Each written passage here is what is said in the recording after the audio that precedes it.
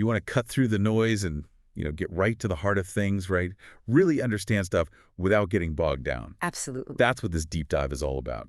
We take sources, pull out the key info, add a bit of perspective. Make it stick. Exactly. So today, we're looking at two big ideas: recession and debt. They're always in the news. And our starting point might seem a bit unusual. We're actually looking at a transcript from, well, a YouTube video for English learners. All right. It's kind of unexpected. Yeah. But while its main goal was language, it actually lays out these economic ideas pretty clearly. Our mission here is to sort of build on that, unpack what recession and debt really mean beyond just the language lesson. Okay, got it. So the video starts with some basic vocabulary. First up, recession. They define it simply as a time when a country's economy is doing poorly, making less money. Simple, but big consequences. Big consequences, exactly. And the video does a good job of showing what that looks like almost immediately. It mentions people losing jobs. That's very real, very personal. And companies closing down or going bankrupt. That shows it's, a system-wide thing. Right. And decreased spending. That makes sense. People get worried. For sure. And falling stock prices, too. That reflects a wider lack of confidence in the economy. They even mention the U.S. as a current example, which kind of brings it down to earth. Okay. And the second term they quickly define is broke. Ah, yes. Just means having no money. Pretty blunt. It is blunt, but it really highlights the potential personal hit from these bigger economic problems we're discussing. It does. Yeah. And then there's this dialogue they use. It really drives home that personal impact. Yeah, tell us about that. So there's this guy asking for help from a character named Mr. Corleone. Okay, that name rings a bell. Sounds like maybe someone with influence. You'd think so. Yeah. The man needs help because the recession cost him his job, and now he's drowning in debt. What kind of debt? The usual suspects, really. Credit card bills, car payments, a mortgage.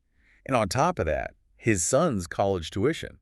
It's just piling up. Wow. That's a lot. That's a scenario many people could unfortunately relate to in a downturn. Definitely. But here's the kicker, the real twist. Uh, Mr. Corleone, the guy you'd expect to be fine, he claims he's broke too because of the recession and the stock market crash. No kidding. That's surprising, Yeah. even for a fictional scenario. Right. It seems almost over the top. But maybe that's the point. It sort of underlines how widespread a really bad recession could be. The idea that even someone seemingly powerful or financially secure isn't immune, it really highlights the systemic risk, doesn't it? That's a good point. It shows nobody is totally safe. Now, since this source is for English learners, they naturally focus a bit on specific words, like loan, Okay. defining it as borrowing money, and crucially pointing out it's not the same as a loan. Ah, yes, a common mix-up for learners, but understanding loan is fundamental here. And then mortgage. They explain it's a specific loan for property. Right, and they mention the silent T, which is a practical pronunciation tip. But beyond pronunciation, understanding a mortgage as this huge long-term debt tied to your home, that's vital. Think about the stress if you lose your job during a recession. Absolutely. That's a massive weight. Right. They also explain the phrase, hit me pretty hard, Ah, yeah. How do they explain that? using examples like a divorce or getting a really bad cold. Yeah. Things that genuinely affect you negatively. Okay, relatable examples, so it conveys emotional impact, not just the facts. Exactly. So when the character says the recession hit him pretty hard, you feel the weight of the job loss and the debt. That makes sense. It adds that emotional dimension. And one more vocabulary item.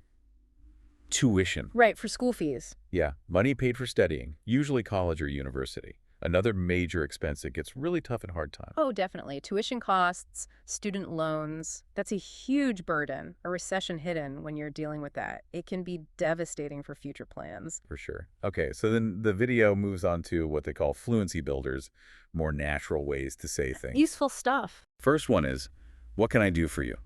Instead of just, can I help you? Mm-hmm. A bit more polite, maybe slightly more formal. Yeah, that's how they frame it. Good for initial interactions, maybe more professional settings. Right. Even in that tense scene with Mr. Corleone, using that phrase sets a certain initial tone. Interesting. Another phrase is, I'm really sorry to trouble you. Or asking, can I trouble you for a moment? Ah, the polite apology for interrupting or asking for something. Exactly. They give examples like needing a signature, asking your boss to leave early, borrowing a pen. Standard politeness markers. Essential for smooth interactions. You can see how the man in the dialogue might use that, given he's asking for a big, unusual favor from Corleone. It shows he knows he's imposing. Good point.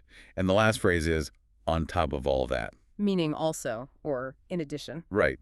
They show how it works for piling on bad things, lost job, car stolen, broke up with partner. Ugh, a bad rub. But also for good things like it's my birthday, my family's visiting, and I got loads of presents on top of all that. Huh. Okay, so it just means accumulation, good or bad. Yep. And in the dialogue, it really stresses the weight on the guy job loss, plus the car payment, plus the mortgage, and on top of all that, the tuition. Really paints a picture of being overwhelmed. It does. Now, this next part is fascinating. The video brings in a cross-cultural angle on debt. Oh, interesting. How so? It contrasts the North American view.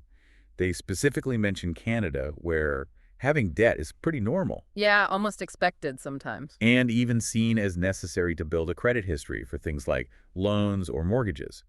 Contrasting that with Europe, using Switzerland as an example, where people tend to be much more cautious about debt. That's a really significant difference. It shows how much culture shapes our view of money and borrowing. Totally. In North America, that credit history is often key, isn't it? You almost need it to get ahead, to get approved for big things. So managing debt responsibly becomes part of the financial landscape. Right.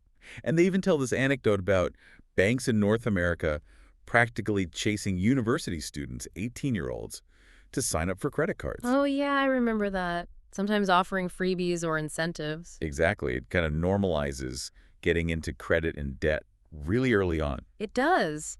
And that early, easy access might foster a different mindset compared to places where credit is harder to get or maybe carries more of a stigma.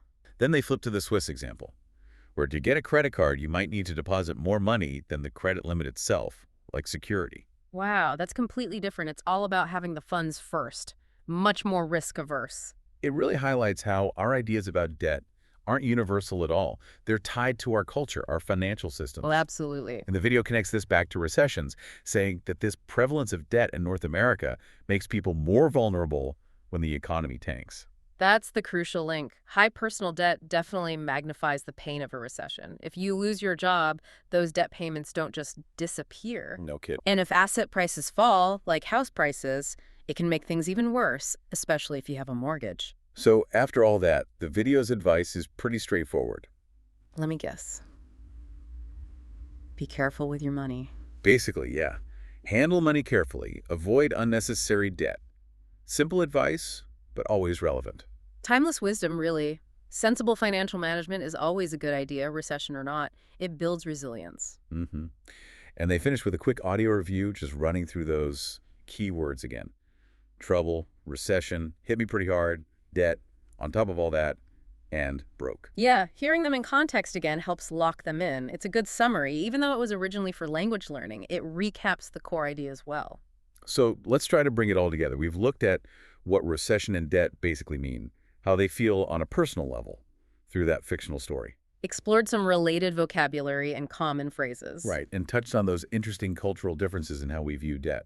Yeah, and it's kind of neat how a resource designed for language learning actually gave us a solid jumping off point for these big economic topics. It's a reminder, really, that these concepts, recession, debt, they affect everyone, regardless of language. Financial literacy is pretty universal. Well said. So for you, listening in, hopefully this deep dive, sparked by that English lesson, gives you a clearer, maybe quicker understanding of recession and debt and some of the nuances around them. A shortcut to getting informed. Exactly. And that leads to maybe a final thought for you to chew on. How does your own cultural background, your personal history, shape how you think about debt? And thinking about our discussion today, how might big economic events like recessions influence those views, or maybe your own financial choices going forward? It's definitely worth considering the role debt plays both out there in the wider world and maybe closer to home in your own life.